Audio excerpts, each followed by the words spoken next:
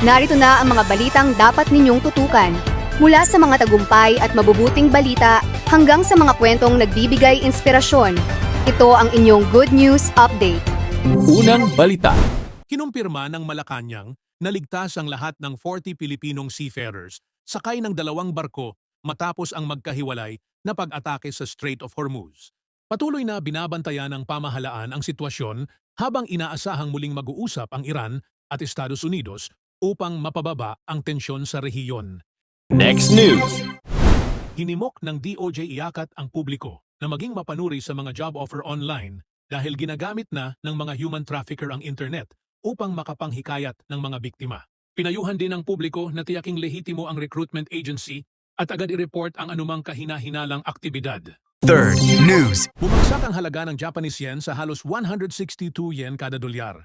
Ang pinakamahinang antas nito mula pa noong 1986. Ayon sa mga eksperto, dulot ito ng malaking agwat ng interest rates sa Japan at Estados Unidos, habang pinag-aaralan ng gobyerno ang posibleng hakbang upang palakasin muli ang yen. Yan ang ating mga balita ngayon. Commercial muna! Mga problema at suliranin sa buhay ay hindi nawawala. Tanging kailangan ibay ng puso upang ikaw ay di maging kawawa. Mag-usap tayo at gagaan mga problema nyo. Mga pagsubok sa ating buhay. May promo tayo, huwag palampasin! May kailangan ka bang iprosesong dokumento? Mas pinadali at mas pinaabot kaya na ang pagkuha at pagproseso ng inyong mahahalagang papeles. Available ang aming apostille services, marriage certificate, Senomar, birth certificate at translation services para sa inyong iba't ibang pangangailangan, para sa trabaho, pag-aaral, pagbiyahe o pagpunta sa abroad. Mabilis at maasahang serbisyo. Maayos at hassle-free na pagproseso. Abot kayang promo rates. Shipping fee is not included. Kumpletong dokumento, isang mensahe lang. I-message na ang aming page Mag-usap Tayo by Vicky Ozawa para sa mga katanungan at detalye ng aming mga serbisyo at promos. Like, share at follow ang aming page para sa iba pang updates at espesyal na alok. Looking for a delicious homemade snack? Try our very own Nutflix. Homemade Filipino garlic fried peanuts. Crispy, flavorful, and perfect for your everyday cravings while watching movies, studying, or relaxing at home. Made with quality ingredients and available for only 1,000 yen. Follow our page, Mag-usap Tayo by Vicky Ozawa. Don't forget to follow, like, and share our page. Message us now to order your homemade Nutflix. Shipping fee is not included. Welcome sa Chika Showbiz! Hatid namin ang maiinit at pinakabagong balita sa mundo ng showbiz, mula Hollywood hanggang sa mga paborito ninyong artista sa Pilipinas. Tara, sabay-sabay nating alamin ang latest chika! Ibinunyag ni Heart Evangelista na kamakailan siyang naospital at inilarawan ito bilang isa sa pinakamahirap na wake-up call sa kanyang buhay. Aniya, mas bibigyan na niya ng halaga ang kanyang kalusugan, kaligayahan at mga bagay na tunay na mahalaga.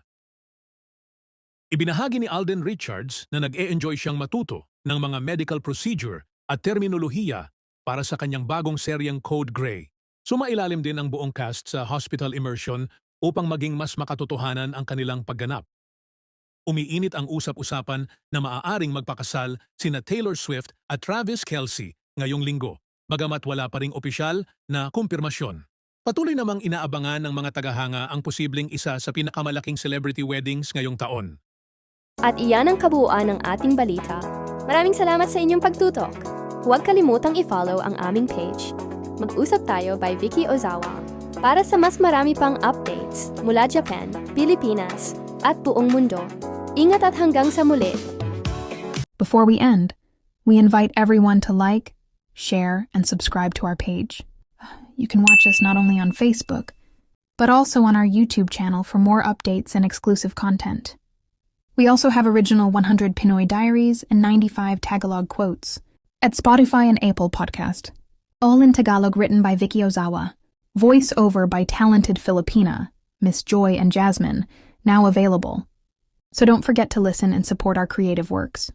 If you have any concerns, inquiries, or if you are interested in our commercials or services, Please feel free to message us anytime on our Facebook page, Mag-usap Tayo by Vicky Ozawa.